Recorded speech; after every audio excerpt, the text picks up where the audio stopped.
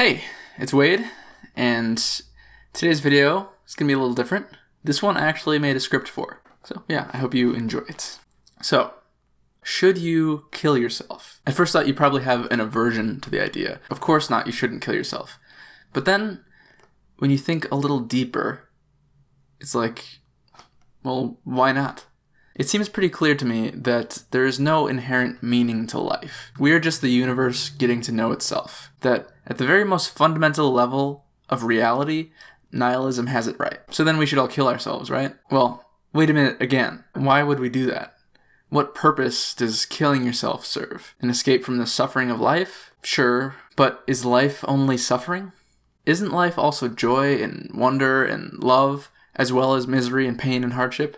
And where does the most intense joy come from? From overcoming hardship. Suffering is a problem, and existence is suffering, among other things. So you could say, existence is a problem. Well, would you rather have no problem, or would you rather have a problem to solve? Solving problems may be the most enjoyable thing there is, but it takes having a problem for that to even be an option. You can become so engaged in solving the problem that it justifies the problem's existence. There are no nihilists, because as soon as you fully accept the idea, you kill yourself. That idea actually seems to be the ultimate truth of reality, but we have to reject it, or perhaps not reject it, but build on top of it, like existentialism. Existentialism says that while life has no inherent meaning, I can create my own meaning.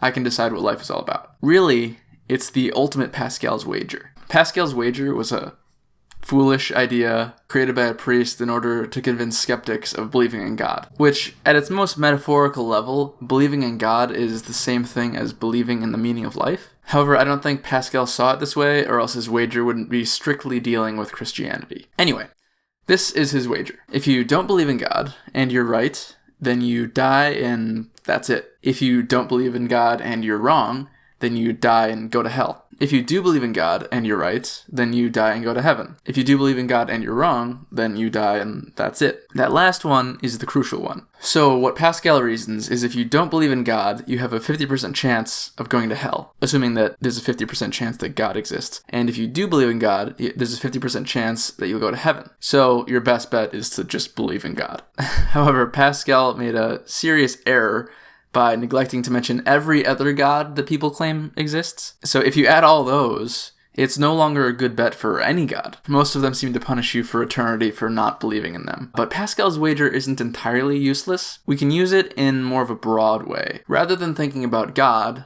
we can make Pascal's Wager about the odds of life being worthwhile. Here, rather than believing or not believing in God, it's about killing yourself or not killing yourself. If you kill yourself and life had no meaning and wasn't worthwhile, then you missed out on nothing and it doesn't matter. If you kill yourself and life is worthwhile, well, you done fucked up. You turned off the movie right before it got to the good part. You chose no experience when you could have had an amazing experience. If you don't kill yourself and life wasn't worthwhile, well, you end up dead anyway. Just the same conclusion as if you had killed yourself. If you don't kill yourself and life is worthwhile, well, then congratulations. You just experienced fulfillment. So this has nothing to do with an afterlife. You die in the end of all these cases. It's just about what Hamlet was grappling with, and what we're all grappling with. Is it better to be or not to be? So in my view, you can't really know the answer, but you might as well gamble on it being better to be than not to be. But wait. We still have one problem, and that's the truth problem. If the truth of the matter is life has no inherent meaning, that's chaos, and everything we build on top of that is a fiction, that's order, does that mean we shouldn't value truth? Does that mean we should value lies and dishonesty? Isn't truth a virtue? And yes, it is. Just because the universe doesn't come with a pre-packaged meaning doesn't mean meaning is an impossibility or a lie. And there are other things that exist aside from meaning. There are other truths. Every layer you build over the base layer of reality, or that chaos, may be a fiction, but fiction is different from lies. All the best fiction is telling you the truth, just in a metaphorical way.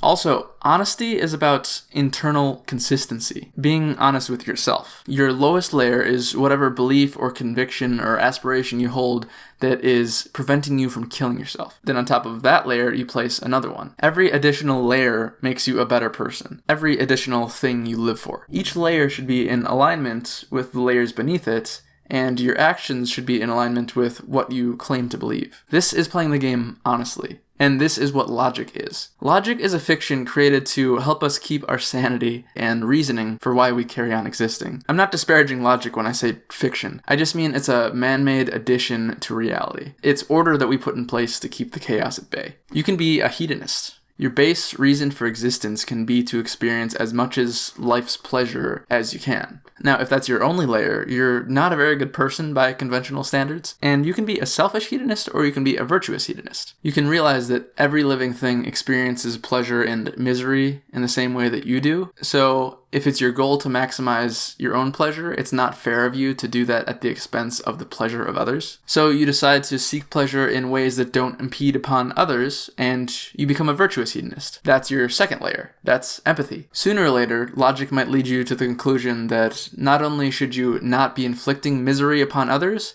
but you should be helping them find pleasure. There's your third layer. That's responsibility. And suddenly, you're not a hedonist at all. Now you're just virtuous. And you might find meaning in this. The universe didn't give it to you. You built it yourself. So to sum up, I don't think you should kill yourself.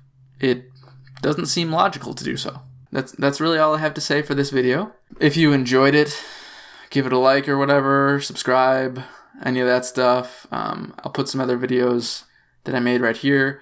They're not really similar to this one, but I think I'll make more like this and a variety of other videos as well. But yeah, thanks for watching, and until next time.